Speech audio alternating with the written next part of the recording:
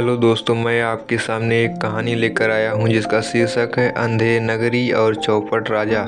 प्राचीन समय की बात है। कोसी नदी के तट पर एक संत अपने शिष्य के साथ रहते थे। दोनों का अधिकांश समय भगवान के भजन कीर्तन में ही व्यतीत होता था। एक बार दोनों देश भ्रमण पर चल पड़े। घूमते घूमते वो एक अनजान देश पहुंच गए। वहां जाकर एक बगीचे में दोनों ने अपना डेरा जमा लिया। गुरु जी ने शिष्य गंगाधर को 1 टका देकर कहा, बेटा बाजार जाकर कुछ सब्जी भाजी लाओ। शिष्य गंगाधर जब बाजार पहुंचा तो उसे ये बाजार देखकर हैरानी हुई। उस बाजार में सभी वस्तुएं टके सेर के भाव बिक रही थीं। क्या साग, क्या पनीर, क्या मिष्ठान, सब 1 टके में 1 सेर के भाव से बिक रहे थे। शिष्य ने सोचा सब्जियां तो रोज ही खाते हैं, आज मिठाई ही खा लेते हैं। सो उसने टके सेर के भाव से मिष्ठान ही खरीद लिए। मिठाई लेकर खुशी खुशी वो अपने कुटिया पर पहुंचा। उसने गुरुजी को बाजार का सारा हाल सुनाया। गुरुजी ध्यानमग्न होकर कुछ सोच कर बोले, वत्स जितना जल्दी हो सके हमें ये नगर और देश त्याग देना चाहिए।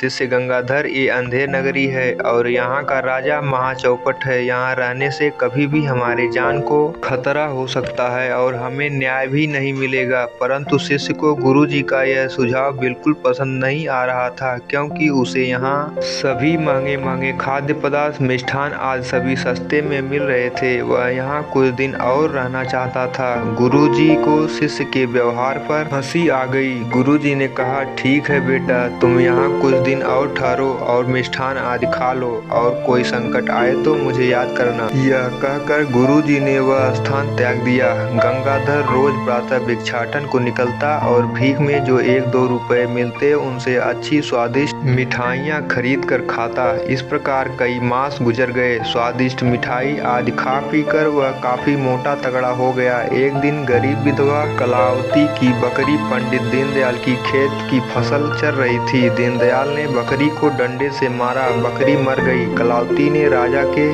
सामने गुहार लगाई। राजा ने फैसला सुनाया, जान के बदले जान, दीनदयाल को फांसी पर चढ़ा दो। जल्लाद दीनदयाल को फांसी की फंदे पर चढ़ाने लगा। दीनदयाल काफी दुबला पतला था, सो उसके गले में फांसी का फंदा नहीं आ रहा था। जल्लाद ने राजा से अपनी परेशानी जताई। राजा ने कहा, जिसके गले में ये फंदा ठीक बैठता हो उस मोटे व्यक्ति की तलाश करो। जल्लाद कोतवाल को लेकर ऐसे व्यक्ति की तलाश में निकल पड़ा। खोजते खोजते कोतवाल गंगाधर की कुटिया पर पहुंचा। संयोगवश फांसी का फंदा गंगाधर के गले में फिट आ गया। अब कोतवाल राजा के दरबार में उसे पकड़ लाया। फांसी देने से पहले राजा ने गंगाधर से उसकी अंतिम इच्छा पूछा। गंगाधर ने अपने गुरु से मिलने की इच्छा जताई। गंगाधर के गुरु को बुलाया गया। गुरु अपने पोथी के साथ अपने शिष्य के पास आए। गुरु ने पोथी से कुछ देखकर बताया, आज तो बहुत शुभ मुहूर्त है। आज के दिन जो मरेगा वो स्वर्ग का राजा होगा, स्वर्ग का सुख भोगेगा। मेरे प्यारे शिष्य गंगाधर,